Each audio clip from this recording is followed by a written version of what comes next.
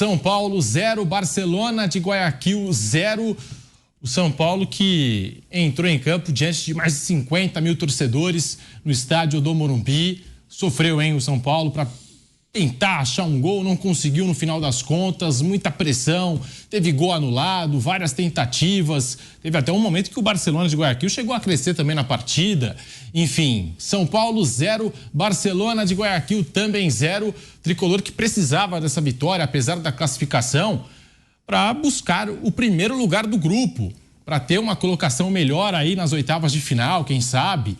Fábio Piperno, muito boa noite para você, bem-vindo ao Canelada da Jovem Pan. O que falar desse empate sem gols do São Paulo no Morumbi, Piperno? Boa noite. Boa noite, Pedrinho, Zé Manuel, um grande abraço ao nosso amigo que está em casa nos assistindo. Olha, eu queria dizer que se fosse para opinar um mês e meio atrás, quando a Libertadores estava começando, eu diria que esse resultado seria mais ou menos normal. Barcelona de Guayaquil tem um bom time, poderia fazer um jogo difícil contra o São Paulo aqui no Morumbi, só que naquele momento o Barcelona passava por um período de muita instabilidade, crise, trocou o técnico, o Ariel Roland chegou, ele não estreou quando a equipe equatoriana recebeu o São Paulo e era um momento muito ruim do Barcelona, aliás, o clube mais popular do país. E detalhe, um detalhe, eu acho que muita gente ignora ou esquece, tal, que é o fato de que, tirando brasileiros e argentinos de 2017 para cá, quem chegou mais longe em Libertadores foi exatamente o Barcelona. Ele fez 2 semifinais. Tirando argentinos e brasileiros, ninguém fez. Ele perdeu pro Grêmio, inclusive, em 2017, né? E mais recentemente pro Flamengo. Então, o Barcelona é um clube acostumado a jogar Libertadores em bom nível. Então, o anormal é o Barcelona estar fazendo uma campanha ruim. São Paulo pressionou na maior parte do tempo. O goleiro do Barcelona, para mim, foi o melhor jogador em campo, pelo menos. Eu não consegui ver os 100 minutos de jogo, vi mais ou menos uns 60% do jogo, porque eu tinha feito Fluminense, depois fiquei fora uns minutos, voltei para cá, então eu perdi um pedacinho do jogo. Mas na parte do jogo que eu vi, o goleiro do Barcelona, para mim, foi o destaque. E acho que foi importante para o São Paulo hoje colocar de novo o Lucas em ação, né? Vamos ver o que vai acontecer, porque esse jogador, obviamente, ele é muito importante e o São Paulo vai precisar muito dele nas fases subsequentes da Libertadores. O jogo estava difícil, segundo tempo, a bola não estava entrando, adversário mais fechadinho. Zubeldia tirou o Lucas Moura do banco de reservas, voltou a atuar com a camisa do São Paulo. Um jogador que eu acho que foi muito bem na partida de hoje foi o Ferreirinha, construindo boas jogadas, clareando o jogo, Ferreirinha, tentando, desde a chegada dele ao São Paulo, né, se firmar na equipe tricolor. São Paulo 0, Barcelona de Guayaquil também 0. José Manuel de Barros, muito boa noite para você, Zé. Bem-vindo ao Canelada. O São Paulo que tentou, martelou demais aí o gol, como destacou o Piperno, para ele o melhor em campo foi o arqueiro do Barcelona, mas nada, 0 para o São Paulo, 0 para o Barcelona. José Manuel. Boa noite, Pedro, meus amigos do Canelada. Antes de mais nada, é bom dizer que matematicamente, em termos de classificação ali no grupo, a vida do São Paulo não muda. Independente do resultado de hoje, a não ser que ele tivesse perdido, ele vai para a última rodada contra o Tadieres no Morumbi em busca da vitória para ser primeiro do grupo. O empate de hoje não muda essa matemática. Mesmo empatando o jogo de hoje contra o Barcelona, o São Paulo precisa da vitória simples contra o Tadieres. Eu disse simples, não fácil. Contra o Tadieres para ser o primeiro colocado no grupo. Seria muito melhor se ele vencesse hoje o Barcelona. Primeiro que esse empate é o segundo em casa, né, em 3 jogos do Zubeldia, deixa aquela pulga atrás da orelha. Houve um empate contra o Palmeiras, a vitória contra o Fluminense na segunda-feira, hoje novo empate contra o Barcelona. Mas na matemática do grupo não tem nenhuma mudança. Segue o São Paulo precisando de uma vitória num confronto direto contra o Tadieres. Por exemplo, se ele tivesse vencido o jogo de hoje, ainda assim ele precisaria vencer o Tadieres na última rodada. Empatou, tem que vencer do mesmo jeito para alcançar o time argentino em número de pontos, ganhando pelo placar mínimo, ele ultrapassa no saldo de gols e fica com a primeira colocação no grupo. as coisas não funcionaram tão bem. Esse Barcelona, que não tinha o Hollande como treinador quando o São Paulo o enfrentou lá em Guayaquil, jogando com a pegada de hoje, com o esforço de hoje, né? Acredito que ele não teria perdido para o São Paulo como perdeu naquele jogo lá em Guayaquil. São Paulo poderia ter saído com a vitória hoje, mas algumas coisas não funcionaram. Do goleiro até o Alisson, normal, ok. A partir do Galopo, eu achei que o Galopo nessa posição não funciona tão bem como naquele período que ele jogava bem, mas um pouco mais na frente, encostando ali no centroavante. Ele sofreu muito nessa função ali no meio campo. Sem o Caleri e o Michel Araújo na direita, o próprio André, também o Andrezinho, o André, também não foi tão legal ali no comando de ataque. O mais esforçado, aquele que na luta, na vontade muitas vezes, tentava no 1 contra 1, criar alguma coisa, era o Ferreirinha. Não que o Michel Araújo não tentasse também, mas ele tomou algumas decisões equivocadas, alguns erros na tomada de decisão, né, para usar o linguajar do futebol mesmo, do Michel Araújo. O Luciano me pareceu meio perdido, né? Não foi aquele Luciano para conclusão, né? Concluiu até em gol, mas estava muito impedido. Fato é que o São Paulo, ele não fez um grande jogo, ele deixou pelo menos escapar a oportunidade de ter uma grande sequência e de aumentar ainda mais, e aí independente do 11 titular, apesar dos desfalques, tem uma sequência de vitórias, né? Continuar aumentando o moral. O aproveitamento do Zubeldia continua excelente, né? E esse tipo de tropeço serve mais para mostrar que começou bem o Zubeldia. São Paulo melhorou, mas ainda tem um longo caminho para que o São Paulo tenha efetivamente condição de brigar e tentar chegar longe na Copa Libertadores. Estava olhando aqui o saldo de gols das equipes que nesse momento estão com 13 pontos, né? Como é o caso do Tajeres, que está no grupo do São Paulo, é o caso do Palmeiras e também do River Plate. São os times aí brigando pela melhor campanha.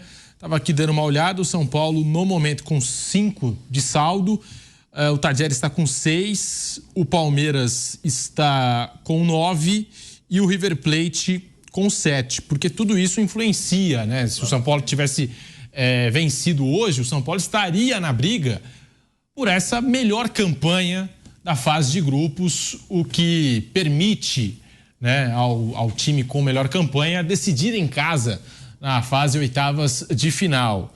Mas teria essa competição com essas equipes que eu citei aqui, o saldo de gols poderia ser determinante, né? Já que várias equipes empatadas em pontos. São Paulo ainda assim tem o Tajeres. Tem o Tajeres com certeza vai chegar aqui para jogar pelo empate, para cravar aí esse primeiro lugar, mas o São Paulo não tem nada a ver com isso. São Paulo do Zubeldia hoje, sim, ficou no empate 0-0 com o Barcelona de Guayaquil. Bruno Prado, você que transmitiu esse jogo com o Fausto Favara, com o Giovanni Chacon. Bruno, o que você achou do São Paulo hoje? Esse São Paulo do Zubeldia, que São Paulo, eu achei, Bruno, São Paulo sofreu para conseguir o gol, né? Parecia um sofrimento de São Paulo no campo de ataque. Será que a falta do Caleri, talvez, de repente, que o São Paulo está sofrendo tanto assim para poder colocar essa bola? Porque eu acho que até criou chances, acho que ficou rodeando a área do Barcelona de Guayaquil, mas faltou, né? Balançar as redes do goleiro adversário. Bruno Prado, boa noite. Boa noite, Pedro. Boa noite, Piperno, Zé Manuel, todos aqui. Boa noite, o São Paulo não fez um bom jogo, não. Teve mais a bola, teve oportunidades. O Barcelona também teve as suas oportunidades. Mas eu acho que o principal foi na questão da intensidade mesmo. O São Paulo é um time já, pelo menos há uns 2 anos, que ele precisa estar muito no seu máximo para render bem. É um time, e o seu máximo quer dizer de conseguir pressionar o adversário, de conseguir acelerar o jogo, de marcar em cima. O São Paulo tem um bom time, não é um time ruim, mas para render, para dominar o adversário, ele precisa estar num ritmo muito forte. É um time que acho que depende mais da sua força, da sua intensidade, da pressão, de acelerar o jogo, do que necessariamente da sua qualidade técnica individual. Claro que em vários momentos a qualidade técnica faz diferença. O São Paulo tem alguns bons jogadores. Mas é um time que normalmente quando não está no seu melhor, na sua intensidade máxima, ele tem dificuldade, né, para criar.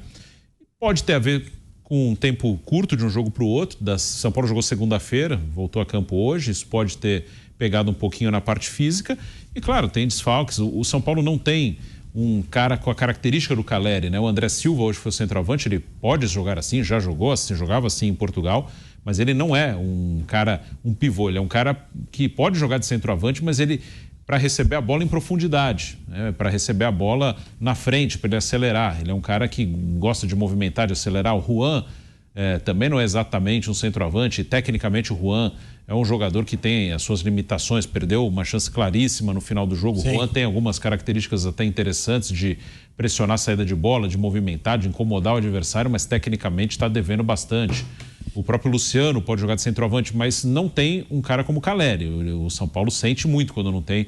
O argentino Lucas voltando hoje, né? Entrou durante o segundo tempo. Os primeiros minutos dele foram bons, acho que foi um momento ali que o São Paulo deu uma reagida, mas depois ele caiu também, talvez também pela parte física, tá um bom tempo. O Lucas hoje foi o 9º jogo do Lucas apenas no ano, o Lucas teve 2 contusões, então não foi um bom jogo, mas acho que é muito disso, do ritmo, da intensidade. A característica desse time é um time que briga, que pressiona, que tem que estar muito no seu máximo, e hoje o time não estava. Concordo com o Zé sobre o Galopo, né? O Zubeldia tem escalado o Galopo ali como um volante, meia. Hoje foi até um volante mesmo, ele e o Alisson, em alguns momentos até revezando, o Alisson saindo, ele ficando. E para mim o melhor momento do Galopo no São Paulo foi jogando lá na frente quase como um atacante, até como centroavante ele foi bem em alguns momentos, com o Rogério. O Galopo foi artilheiro do Paulista do ano passado e algumas vezes ele jogou de centroavante porque já não tinha uma reposição ao Calleri. Calleri teve algumas contusões e ele jogou ali. Ele é um bom finalizador. Eu não vejo o Galopo como um bom armador, articulador. Eu acho que o Galopo é um cara para jogar até mais perto do gol e talvez na ausência do Calleri pode até ser uma melhor alternativa para ser o 9 ali. Porque quando ele jogou nessa função ele foi bem. E aí o Bobadilla, que vinha bem, hoje foi poupado. E não tem o Pablo Maia, não vai ter o Pablo Maia por algum tempo. Então, não foi um bom jogo, não. Foi um jogo abaixo, mas acho que a parte física, que é muito importante para esse time, pode ter tido um peso aí por ter feito um jogo na segunda-feira. Muitos erros na tomada de decisão do São Paulo. E fica a pergunta para vocês. José Manuel de Barros, Piperno, Bruno, será que esse foi o pior jogo do São Paulo desde a chegada do Zubeldia? Estou tentando aqui lembrar os jogos, né?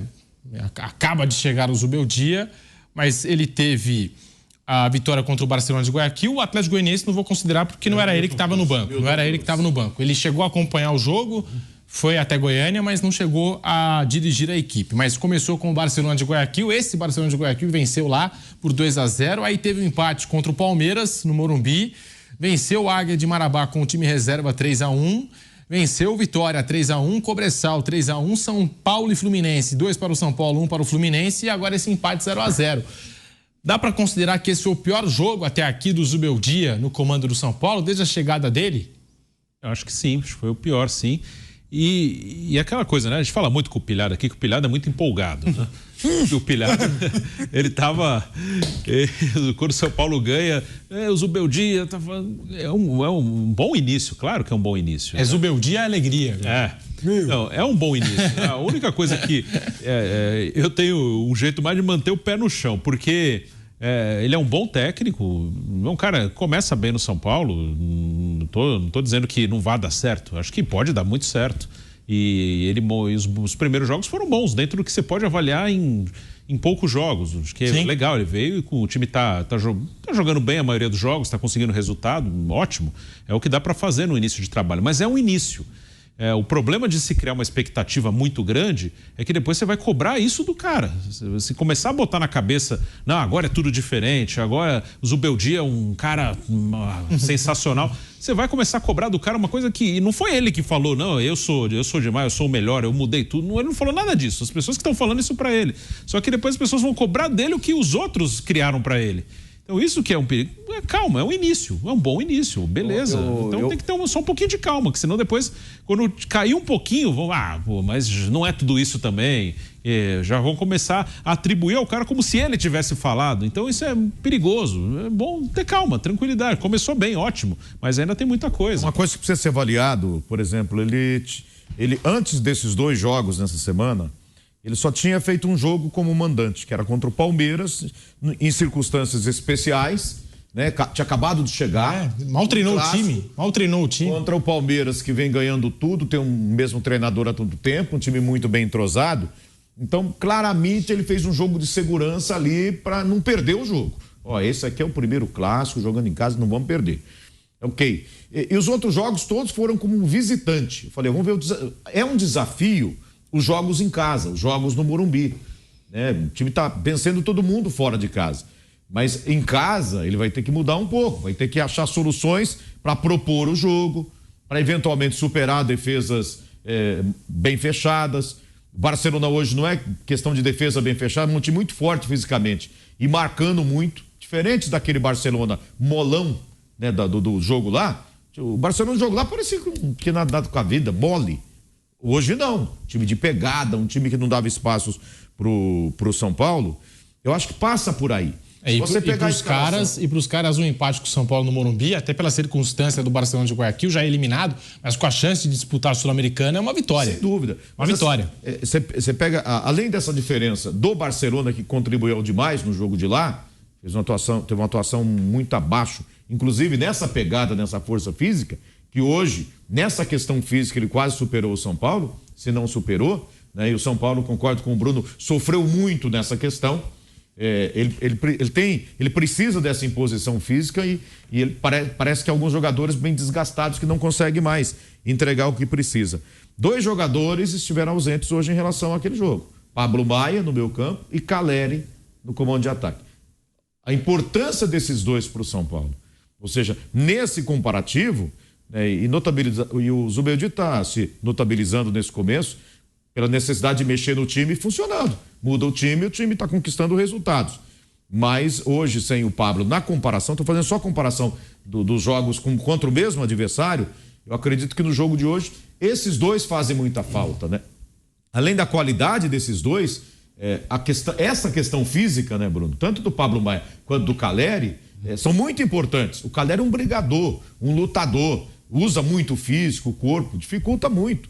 O zagueiro sofre com ele. Hoje o André não exigiu tanto dos adversários. E o Pablo Maia também. Dá aquela força para o meio campo. Infelizmente o São Paulo não pode contar por ele. Foi sim, acho que o jogo mais fraco, mas são novos desafios a cada dia para o Zubeldia. E esse desafio agora como mandante. Contra o Fluminense já não foi fácil, né? Mas o Fluminense estava tinha esse mesmo problema do excesso de jogos, né? O São Paulo precisando. O Bobadilla não estava hoje. Por quê? Provavelmente por conta de desgaste. Tomou uma pancada contra o Fluminense. Também. Cortou, ele teve imagem um feia. Profundo ali. Né? Imagem feia. Acho que se fosse contra o Tadieres, de repente ele jogaria a si mesmo, né? Provavelmente. Meio que no sacrifício. Foi um desfalque importante no jogo de hoje. O outro, ele poupou 2 jogadores, né? O Nestor também. Rodrigo Nestor, que voltou muito bem. E poderia fazer uma grande diferença a favor do São Paulo hoje. Mas provavelmente o Zubeldia detectou que ele está voltando recentemente e fisicamente já começa a precisar de um descanso. Nesse caso eu entendo, mas... Ou seja, Pablo Maia, Caleri, Rodrigo Nestor... Já há um bom tempo tem o Rato e o Rafinha, que nem trabalharam com o Zubeldia ainda. Já estão fora há algum tempo, né? Eu estou dizendo pós-Zubeldia, né? Jogadores que a gente viu funcionando com o Zubeldia que não estavam em campo hoje. Esses casos eu ainda entendo, assim, jogadores se recuperando de lesão ou com uma lesão muscular, e aí você precisa de um tempo para poder colocar eles de volta.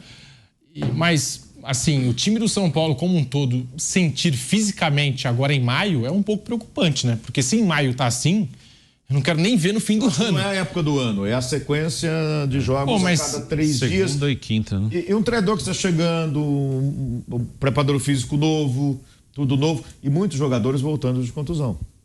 É o caso do Wellington, o próprio Rodrigo Nestor. Lucas, né? O Lucas.